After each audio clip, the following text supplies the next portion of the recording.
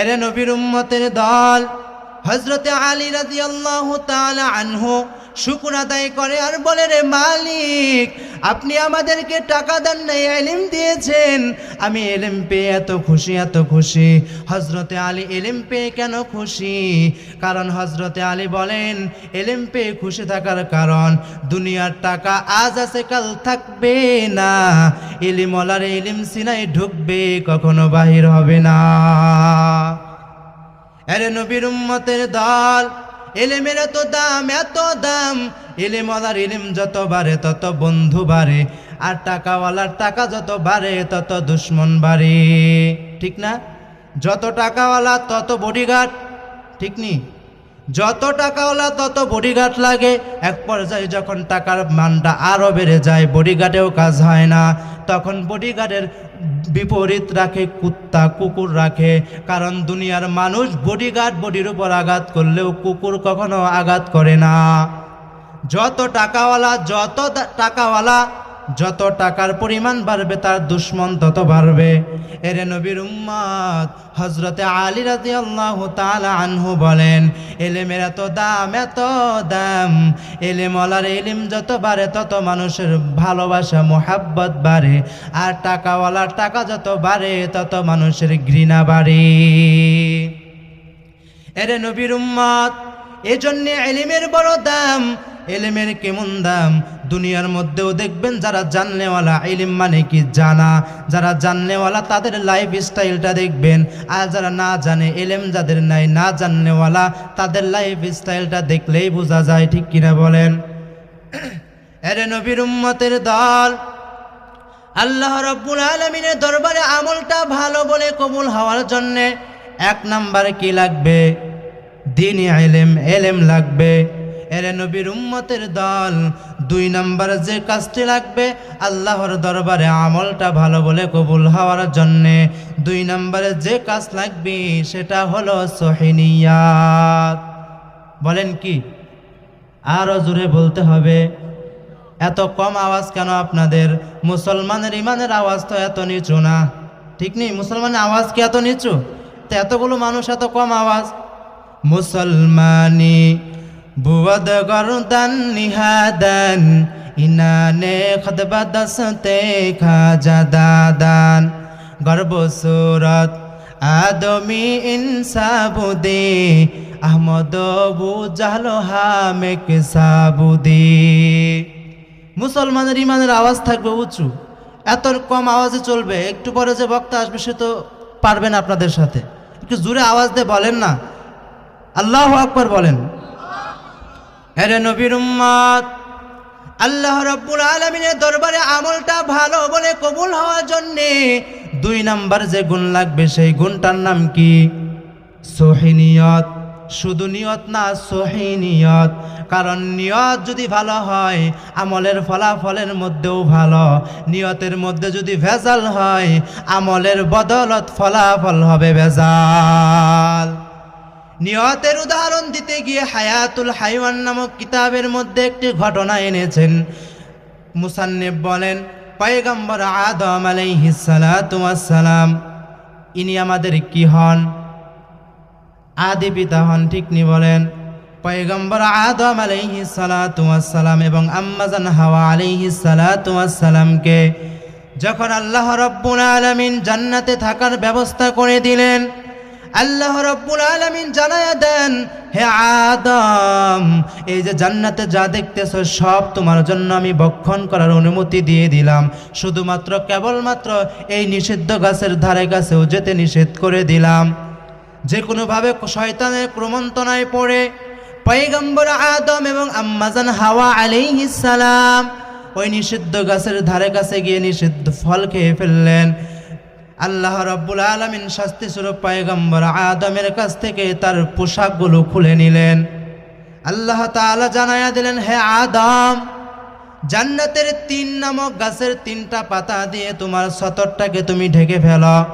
এই ঘটনাটা নিয়তের উদাহরণ দিতে গিয়ে এনেছেন, একটু ধৈর্যের সহিত শুনেন।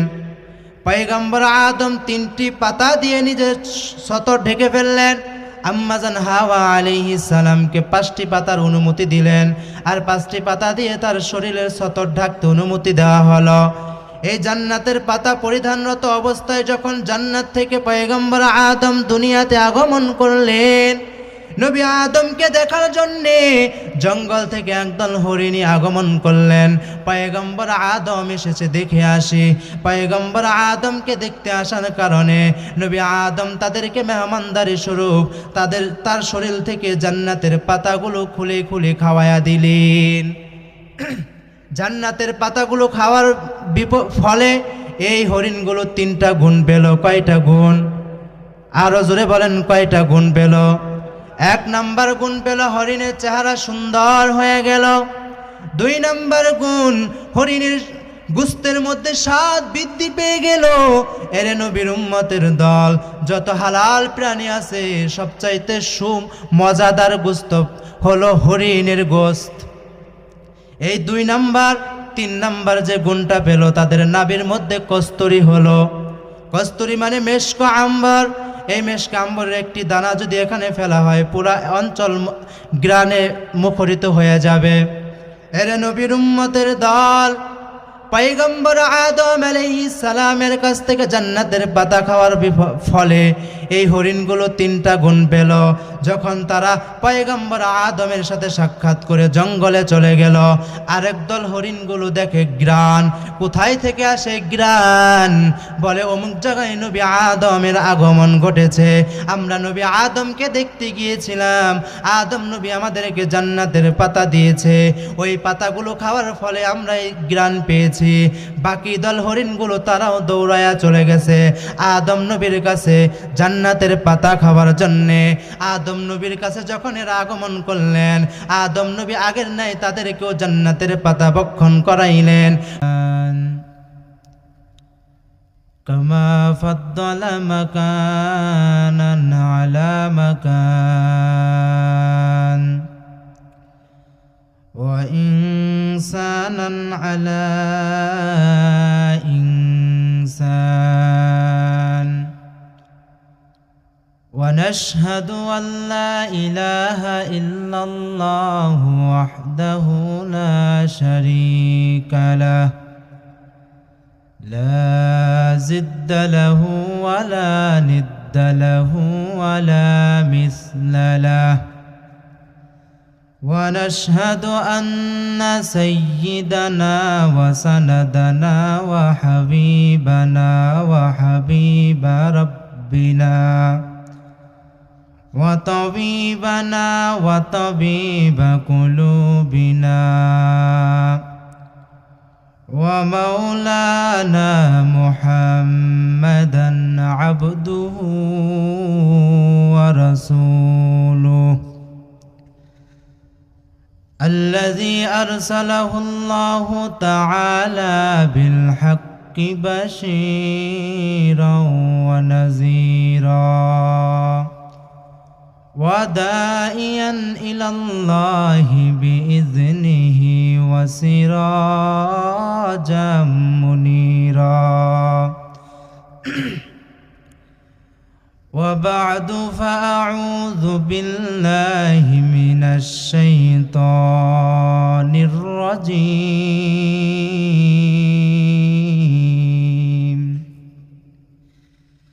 بسم الله الرحمن الرحيم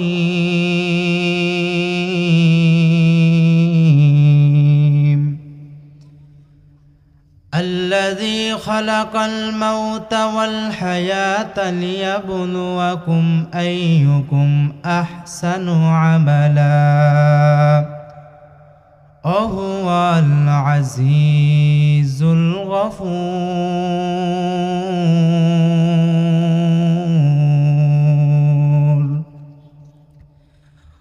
وقال رسول الله صلى الله عليه وآله وسلم لا طاعة لمخلوق في معصية خالق أو كما قال النبي عليه الصلاة والسلام صدق الله مولانا العظيم وصدق رسوله النبي الأمي الكريم ونحن على ذلك من الشاهدين والشاكرين والذاكرين والحمد لله رب العالمين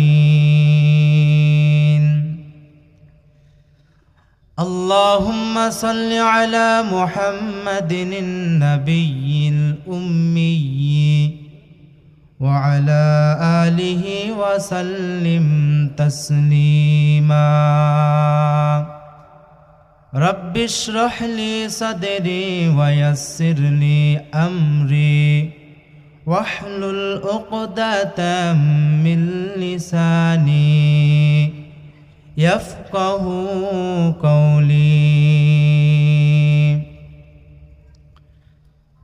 मैं दूर हो मजबूर हो ऐ सैयद आलम मैं दूर हो मजबूर हो ऐ सैयद आलम दीदार दिखाते नहीं आवाज सुना दो दीदार दिखाते नहीं आवाज सुना दो मैं सूरत यूसुफ को नहीं चाहने वाला मैं सूरत यूसुफ को नहीं चाहने वाला मैं कैसे के मानंद नहीं आशिक लैला मैं कैसे के मानंद नहीं आशिक लैला मैं आशिक मौला हूँ तेरा इश्क दवाना ये जुमला जहाँ जिसके तजल्ली से उजाला ये जुमला जहाँ जिसके तजल्ली से उजाला কাজীহারা বাইতুল জান্নাত জামে মসজিদ ও যুব সমাজের উদ্যোগে আয়োজিত আজকের এই ওয়াজ মাহফিলের সম্মানিত সভাপতি প্রধান অতিথি বিশেষ অতিথিবৃন্দ মুআজ্জাজ মুকাররম হযরত উলামায়ে কেরাম আমার সামনে বসে আছেন ধর্মপ্রাণ সম্মানিত মুরব্বিয়ানে আইজাম ও কলিজার টুকরা যুবক ভাইয়েরা পর্দার আড়ালে সম্মানিতা মা ও বোনেরা আল্লাহ রাব্বুল আলামিনের দরবারে লাখো কোটি শুকর ও সুজুদ যে মহান রব্বুল আলামিন আমাদিগদেরকে দুনিয়ার সমস্ত ফিতনা ফাসাদ থেকে বিরত রেখে জালিসুর রহমান তথা বেহেশতের বাগানে আসার বসার কিছু কথা বলবার ও শ্রবণ করার তৌফিক দান করেছেন সেই মহান রব্বুল আলামিনের দরবারে কালিমাতুশ শুকুর সকলে আদায় করি আলহামদুলিল্লাহ লক্ষ কোটি দরুদ ও সালাম বর্ষিত হোক আমার আপনার নবী প্রিয় নবী জনাবে মুহাম্মদুর রাসূলুল্লাহ সাল্লাল্লাহু আলাইহি ওয়াসাল্লাম এর উপর এবং হাজার শুকর যাদের অক্লান্ত পরিশ্রমের মাধ্যমে আজকের এই সুন্দর আয়োজন যারা অর্থ দিয়ে বুদ্ধি দিয়ে সময় দিয়ে সাথে থেকে মাইক লাইট প্যান্ডেলের ব্যবস্থাপনা করে সহযোগিতা করেছেন আল্লাহ সুবহানাহু ওয়া তাআলা তাদের সবাইকে ইহকাল ও পরকাল উভয় জাহানে ভরপুর কামিয়াবি দান করুক সকলে বলেন আমিন সম্মানিত হাজিরিন আমি আপনাদের সম্মুখে সংক্ষিপ্ত কিছু কথা বলবার নিয়তে পবিত্র কালামুল্লাহ শরীফ হতে একটি আয়াত তেলাওয়াত করেছি রসুল আরবি সাল্লাল্লাহু আলাইহি ওয়াসাল্লামের অগণিত অপসরিত হাদিস হতে এক টুকরো হাদিস পাঠ করেছি এ আয়াত ও হাদিসের সমন্বয়ে সংক্ষিপ্ত আকারে কিছু কথা আমাকে বলবার আপনাদের সবাইকে ধৈর্য ও হিম্মতের সহিত শ্রবণ করার তৌফিক দান করুক সকলে বলেন আমিন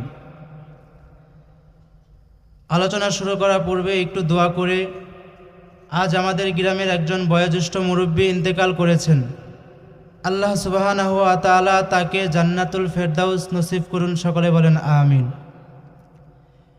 প্রিয় হাজিরিন, লম্বা উপস্থাপনা করার কোনো সময় নেই। বয়ান তো করবে আমার পরে যা আলোচক তারা, আমি শুধু একটু গুছানোর জন্য আসছি। অল্প সময়ের মধ্যেই হুজুর চলে আসবেন ইনশাআল্লাহ। তো সংক্ষিপ্ত আকারে কথা বলবার নিয়তে পবিত্র কালামুল্লাহ শরীফ হতে যে আয়াত পাঠ করেছি, আল্লাহ সুবহানাহু ওয়া তাআলা বলেন, আল্লাযী খালাকাল মাউতা ওয়াল হায়াতা লিয়াবলুয়াকুম আইয়ুকুম আহসানু আমালা। যিনি তোমাদের মৃত্যু ও হায়াত সৃষ্টি করেছেন। কেন? কারণ তিনি তোমাদের পরীক্ষা করতে চান যে তোমরা ভালো আমল করো কিনা মন্দ আমল করো। ওয়া হুয়াল আজিজুল গফুর, তিনি পরাক্রমশালী ও ক্ষমাশীল। ক্ষমাশীল তিনি কে? আরো জোরে বলেন কে? আপনারা একটু জোরে কথা বলতে পারবেন না ইনশাআল্লাহ? আল্লাহ আমাদের সবাইকে ধৈর্যের সহিত বসে থাকার তৌফিক দান করুক, সকলে বলেন আমিন। আল্লাহ তাআলা বলেন, আল্লাযী খালাকাল মাউতা ওয়াল হায়াত,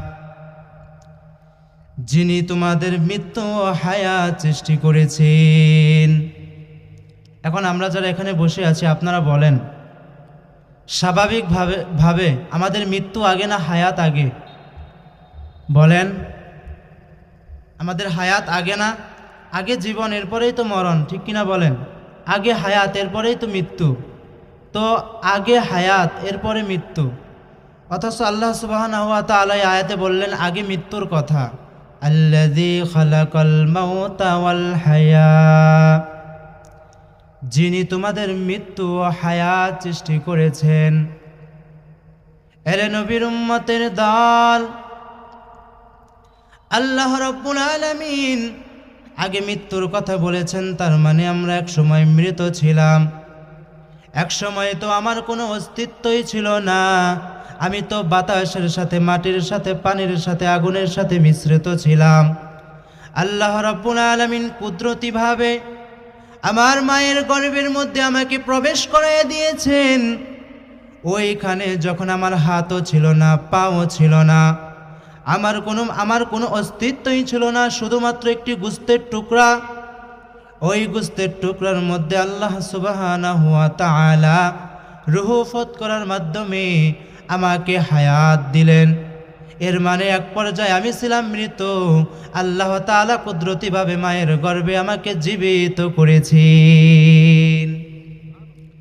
আল্লাহ রাব্বুল আলামিন বলে, আমি তোমাদের হায়াত ও মৃত্যু সৃষ্টি করেছি কেন? ভালো মন্দ আমলের পরীক্ষা করার জন্যে। আল্লাহ কিন্তু বলেন নাই আকসারু আমালা, বেশি আমলের জন্য পাঠিয়েছি, না না, আল্লাহ বলেন ভালো আমলের জন্য বানিয়েছি, বেশি আমলের জন্য বানাই নাই। তবে বান্দা কোন দিনের আমল ভালো বলে কবুল হবে জানা নাই, কোন দিনের রোজা ভালো বলে কবুল হবে জানা নাই, কোন দিনের জিকির ভালো বলে কবুল হবে জানা নাই, নাকি আছে? কোন দিনের নামাজ ভালো বলে কবুল হবে জানা নাই। এজন্যে বান্দা অব্যাহতভাবে আমল চালায়া যাও, জিকিরের আমল চালায়া যাও, সিজদার আমল চালায়া যাও, অব্যাহতভাবে কোরআন তেলাওয়াতের আমল চালায়া যাও। হায়াতের জিন্দেগিতে একদিনের আমল যদি কবুল হয়, একদিনের আমলের বদৌলতে জান্নাত যথেষ্ট। এরে নবীর উম্মতের দল, এক আল্লাহর বান্দি রাস্তা দিয়ে হেঁটে যায়, ক্ষুধার বড় যন্ত্রণা। কোথাও থেকে কেউ একজন তাকে একটি রুটি হাদিয়া দিল। যখনই রুটিটা খেতে যাবে, এমতো অবস্থায় তাকে দেখে একটা রাস্তার কুকুর ক্ষুধার যন্ত্রণায় হাহাকার করছে। কুকুর হাহাকার করছে, এটা দেখে নারীটি নিজে রুটি না খেয়ে ওই কুকুরকে খাওয়ায়া দিলেন। গায়েবী আওয়াজে, বান্দি, জান্নাত তোমার জন্য নির্ধারণ হয়ে গেল। এরে নবীর উম্মতের দল, আল্লাহ রাব্বুল আলামিন আমাকে আপনাকে দুনিয়ায় পাঠিয়েছেন বেশি আমলের জন্যে না ভালো আমলের জন্যে? আরো জোরে বলেন না কিসের জন্যে? ভালো আমলের জন্যে।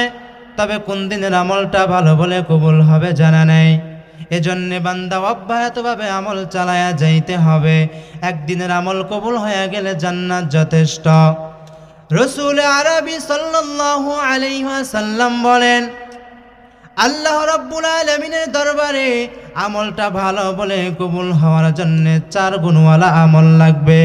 কয় গুণ? আমি 4 গুণ বলে আপনাদের সম্মুখ থেকে বিদায় নিব। আল্লাহ রাব্বুল আলামিনের দরবারে আমলটা ভালো বলে কবুল হওয়ার জন্যে, আমার নামাজটা কবুল হওয়ার জন্যে, আমার রোজাটা কবুল হওয়ার জন্যে, আমার যাকাতটা কবুল হওয়ার জন্যে, আমার হজটা কবুল হওয়ার জন্যে, আমার মাহফিল শ্রবণ করাটাও কবুল হওয়ার জন্যে লাগবে কয় গুণ? আরো জোরে বলেন না, কয় গুণ? আল্লাহ রাব্বুল আলামিনের দরবারে আমলটা ভালো বলে কবুল হওয়ার জন্য লাগবে 4 গুণ। 4 গুণওয়ালা আমল আল্লাহর দরবারে ভালো বলে কবুল হবে। 4 গুণের 1 নম্বর গুণ, ওই আমল আল্লাহ রাব্বুল আলামিনের দরবারে ভালো বলে কবুল হবে যে আমলের মধ্যে থাকবে দ্বীনি ইলম। কি? রাসূলুল্লাহ সাল্লাল্লাহু আলাইহি ওয়াসাল্লাম বলেন, তলাবুল ইলমি ফরিদাতুন আলা কুল্লি মুসলিম। দ্বীনি ইলম তলব করা প্রত্যেক মুসলমানের উপর ফরজ। এরে নবীর উম্মত, আল্লাহর নবী কিন্তু বলেন নাই বড় মাওলানা হওয়া ফরজ। আল্লাহর নবী কিন্তু বলেন নাই মুফতি হওয়া ফরজ। নাকি বলেছে? আল্লাহর নবী বলেন নাই মুহাদ্দিস হওয়া ফরজ। অথচ আল্লাহর নবী বলেছেন দ্বীনি ইলম অর্জন করা ফরজ। তো দ্বীনি ইলম কতটুকু জানা লাগবে নি? এরে নবীর উম্মতের দল, আমার উপর নামাজ যেমন ফরজ, নামাজের আহকাম পদ্ধতি তরিকাগুলো জানাও আমার উপর ঠিক অনুরূপ ফরজ। বান্দা রোজা রেখেছো, রোজা রাখা যেমন ফরজ, রোজা রাখার নিয়ম তরিকাগুলো জানা ফরজ। ঠিক কিনা বলেন? আমি রোজা রাখবো আর রোজার নিয়ম না জানলে রোজা হবে নি। বান্দা হজ করা যেমন ফরজ, হজের পদ্ধতিগুলো জানাও আমার উপর ফরজ। বান্দা নামাজ যেমন ফরজ, নামাজের আহকাম পদ্ধতিগুলো জানাও ফরজ। এজন্য আল্লাহ রাব্বুল আলামিন সূরাতুল মাউনের আয়াতের মধ্যে জানায়া দেন, ফাওয়াইলুল লিল মুসাল্লিন আল্লাযীনা হুম আন সালাতিহিম সাহুন। আল্লাহ রাব্বুল আলামিন বলেন, কিয়ামতের ময়দানে অধিকাংশ নামাজি অয়েল নামক জাহান্নামে যাবে। কোন নামাজি? যে নামাজি নামাজে গাফলতি করে। তাফসিরে তাওহিজুল কুরআন নামক কিতাবের মধ্যে পাকিস্তানের প্রখ্যাত মুফাসসিরে কুরআন মুফতি তাকি উসমানী দামাত বারকাতুহুমুল আলিয়া লেখেন, আল্লাহ রাব্বুল আলামিনের ওই নামাজি কিয়ামতের ময়দানে অয়েল নামক জাহান্নামে যাবে যে নামাজি নামাজে গাফলতি করে। নামাজে গাফলতি করা মানে ওই গাফলতি যারা নামাজের আহকাম পদ্ধতিগুলো সঠিক মতো আদায় করে না।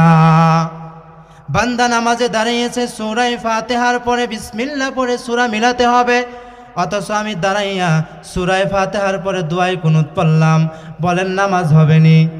এক আল্লাহর বান্দা দীর্ঘদিন যাবত নামাজ পড়ে, 2 মিনিটে 4 রাকাত নামাজ শেষ হয়ে যায়।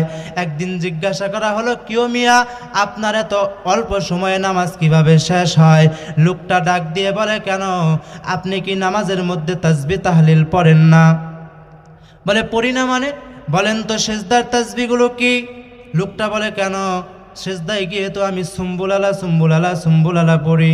একটু আপনারা আওয়াজ দিয়ে বলেন, কিয়ামত পর্যন্ত যদি হায়াত পায়, আর কিয়ামত পর্যন্ত হায়াতের নামাজ যদি সুম্বুলালা দিয়ে সিজদা আদায় করে, একটু বলেন কিয়ামত পর্যন্ত নামাজ হবে নি?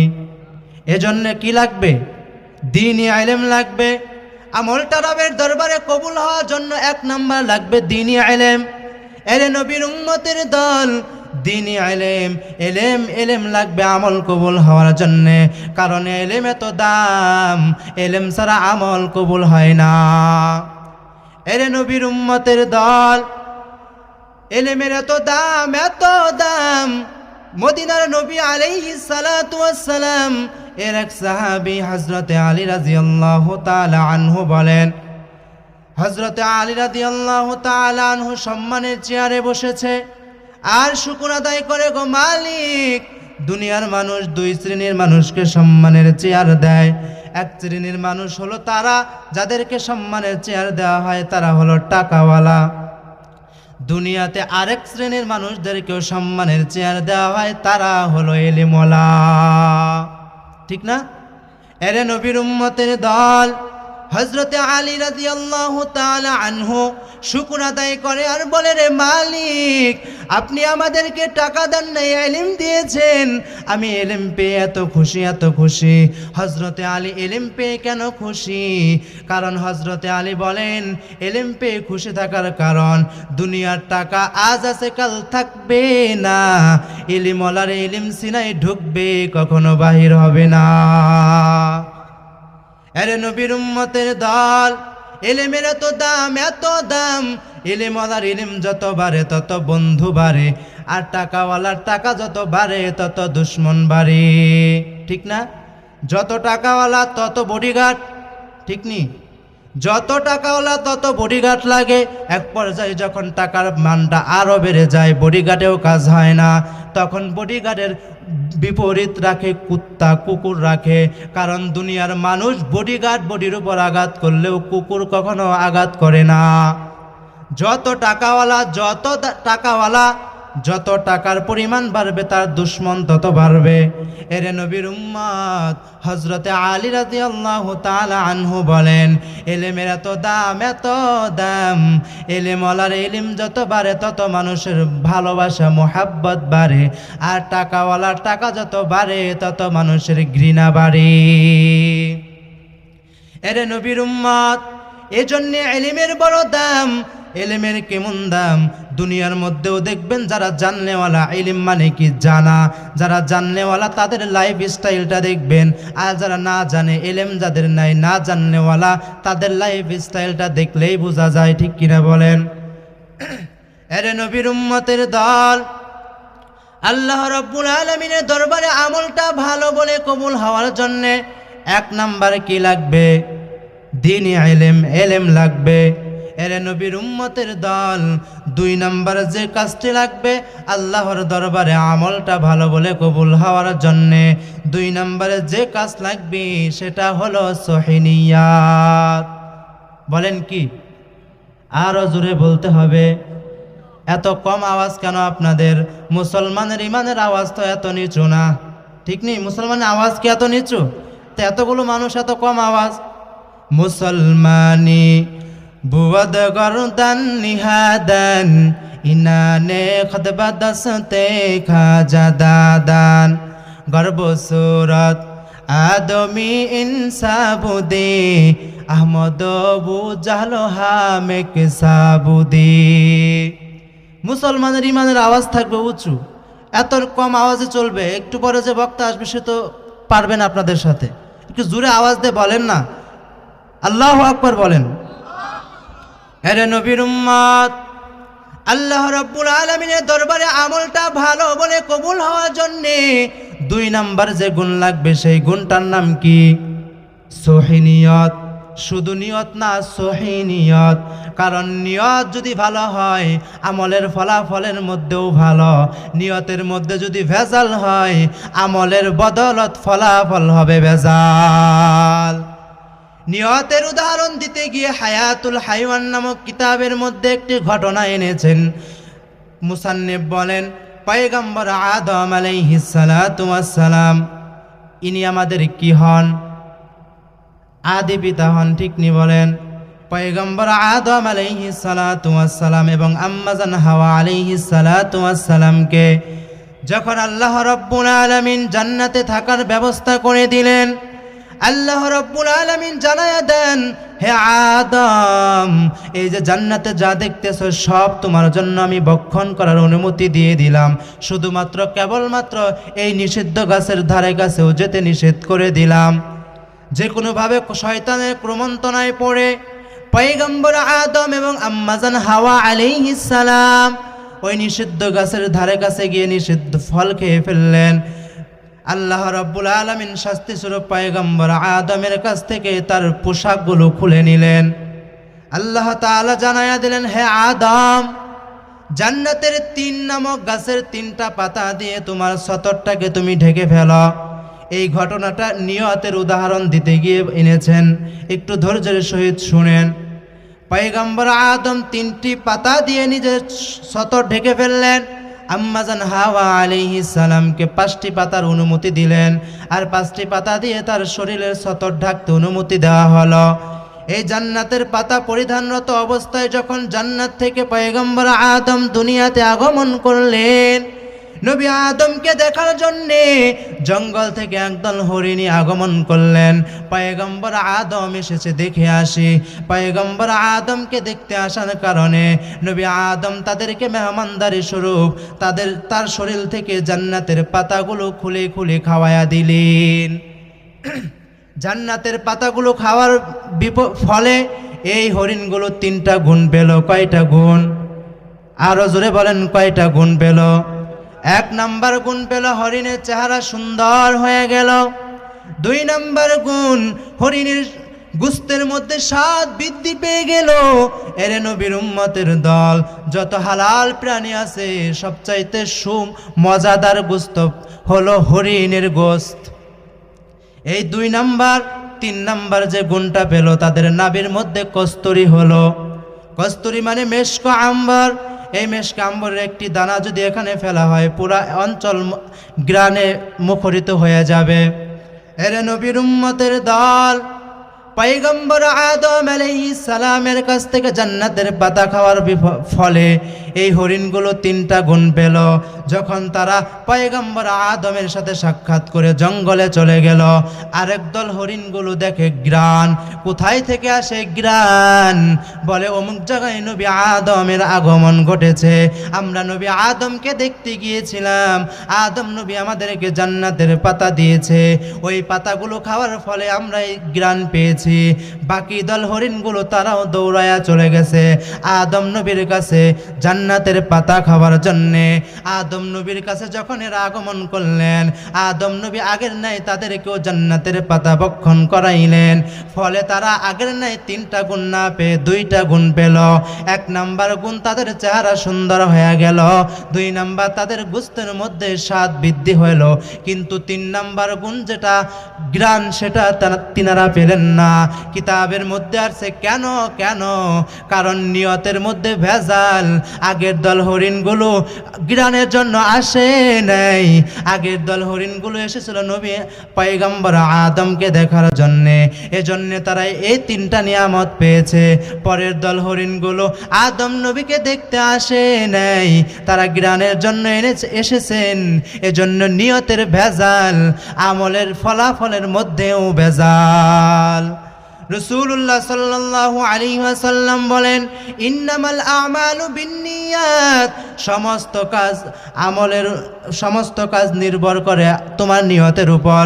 তুমি যা করবা, নিয়ত যদি ভালো হয়, তোমার আমলের ফলাফলটাও ভালো হবে।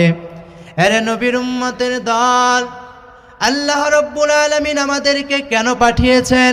বলে পরীক্ষার জন্য, ভালো আমলের।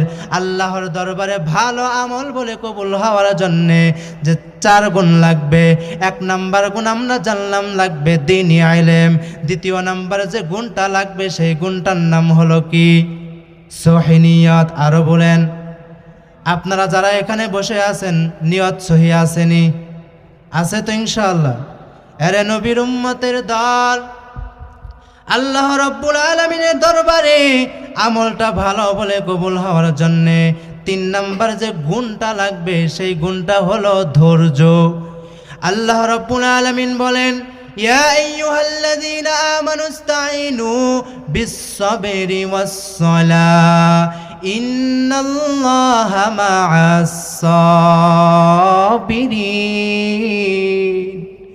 আল্লাহ রাব্বুল আলামিন বলেন, আমি আল্লাহ তোমাদেরকে মুসিবতে ফেলে ধৈর্যের মাধ্যমে তোমরা নামাজে দাঁড়ায়া যাও। এরে নবীর উম্মতের দল, ধৈর্য লাগবে আমল আল্লাহর দরবারে কবুল করানোর জন্যে। আজ তো আমাদের মধ্যে ধৈর্যের বড় অভাব, ঠিক কিনা বলেন? ধৈর্য নাই বলেই ইমাম সাহেব নামাজে কেরাত লম্বা পড়লে মাথা গরম, ঠিক না বলেন? জুমার দিন 5 মিনিট যদি লম্বা সময় বয়ান ইমাম সাহেব খতিব সাহেব করে, মসজিদে আলাদা করে মিটিং হয়ে যায়, এত বয়ান করা লাগেনি। অথচ বাজারে চায়ের দোকানে ঘন্টার পর ঘন্টা থাকি, কোনো হিসাব নেই, ঠিক না? আরে নবীর উম্মতের দল, আল্লাহ রাব্বুল আলামিন বলেন ধৈর্য বড় দামি সম্পদ। ধৈর্য কেমন দামি সম্পদ? ইন্নামা ইউফাস সাবিরুনা আজরাহুম বিগাইরি হিসাব। আল্লাহ রাব্বুল আলামিন বলেন ধৈর্য ধারণকারীদেরকে কিয়ামতের ময়দানে আমি আল্লাহ বিনা হিসাবে জান্নাত দান করব।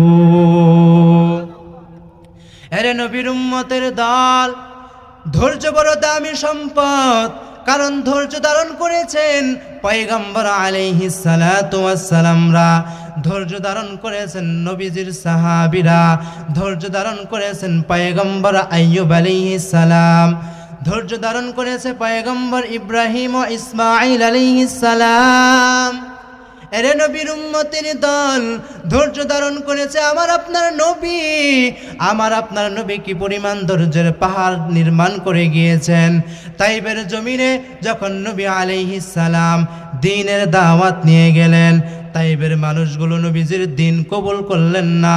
শুধু দিন কবুল করেন না, এতটুকুতে ক্ষান্ত না, নবীজি আলাইহিস সালাতু ওয়াস সালামের দিন কবুল না করে নবীজির উপরে পাথর নিক্ষেপ করে। তাইবের বেঈমানেরা পাথর নিক্ষেপ করতে করতে এক পর্যায়ে আমার আপনার নবীর শরীর থেকে পাথরের আঘাতের কারণে রক্ত বাহির হওয়া শুরু করেছেন। রক্ত বাহির হতে হতে শরীরের জামা মুবারক ভিজে গেছে। জামা মুবারক ভিজে ভিজে রক্ত নিজ গড়ায়া গড়ায়া পড়তে পড়তে জুতার সাথে পায়ের সাথে লেগে গিয়েছে। এরে নবীর উম্মতের দল, কি পরিমাণ রাদিয়াল্লাহু তাআলা আনহু যখন একদিন হযরতে উমর রাদিয়াল্লাহু তাআলা আনহুর সাথে মসজিদে নববীতে বসা, পয়গম্বরের সাহাবী হযরতে উমর আর খাব্বাব, হযরতে উমর খাব্বাবকে ডাক দিয়ে বলে, হে খাব্বাব, আপনি যে ইসলাম ধর্ম গ্রহণ করেছেন আপনার কোনো কষ্ট হয়েছে নি? পয়গম্বরের সাহাবী হযরতে খাব্বাব রাদিয়াল্লাহু তাআলা আনহু ডেকে বলেন, আমি যখন ইসলাম ধর্ম গ্রহণ করলাম আমার কওমের কাফেররা আমার জিহ্বার মধ্যে পাহাড়ি কাটা এনে আমার জিহ্বার মধ্যে আঘাত করে আর বলে, এ খাব্বাব, তুমি মুহাম্মদের ধর্ম ছেড়ে দাও, মুহাম্মদের ধর্ম যদি ছাড়ো তাহলে তোমাকে আমরা আর শাস্তি দিব না। এরে নবীর উম্মতের দল, এভাবে যখন হযরতে খাব্বাব রাদিয়াল্লাহু তাআলা আনহু ইসলাম ধর্ম ত্যাগ করে না, হযরতে খাব্বাব রাদিয়াল্লাহু তাআলা আনহু যখন এক পর্যায়ে হযরত খাব্বাবকে আগুনের কুণ্ডের উপর চড়াইয়া, আগুনের লাকড়ির উপর চড়াইয়া হযরতে খাব্বাবকে ডেকে ডেকে বলে, হে খাব্বাব, ইসলাম ছেড়ে দাও। হযরতে খাব্বাব ধৈর্যের পরীক্ষা দেয় আর রবকে ডেকে বলে, গো মালিক, আমি আপনার দুনিয়ার যত শাস্তি আছে আমি সহ্য করতে রাজি, কিন্তু আপনার বন্ধু আপনার দিন থেকে সরতে রাজি নাই। কি পরিমাণ ধৈর্য ধারণ করেছে, আর আমরা 5 মিনিট সহ্য করতে পারি না, ঠিক না? 4 নাম্বার যে গুণটা আমি সংক্ষিপ্ত আকারে শেষ করি, হুজুর চলে আসছে। 4 নাম্বার যে গুণটা লাগবে আমল রবের দরবারে কবুল হওয়ার জন্য, সেই গুণটা হলো ইখলাস। আমি যা করব সব রবের জন্য হতে হবে। আল্লাহ তাআলা আমাদের সবাইকে বুঝার তৌফিক দান করুক, সকলে বলেন আমিন। ওয়া আখির দাওয়ানা আলহামদুলিল্লাহি রাব্বিল আলামিন। আসসালামু আলাইকুম ওয়া রাহমাতুল্লাহ। আলহামদুলিল্লাহ, আল্লাহ তাআলার নিকট অসংখ্য অগণিত শুকরিয়া। আমাদের দ্বিতীয় মেহমান স্টেজে এসে উপস্থিত হয়েছেন।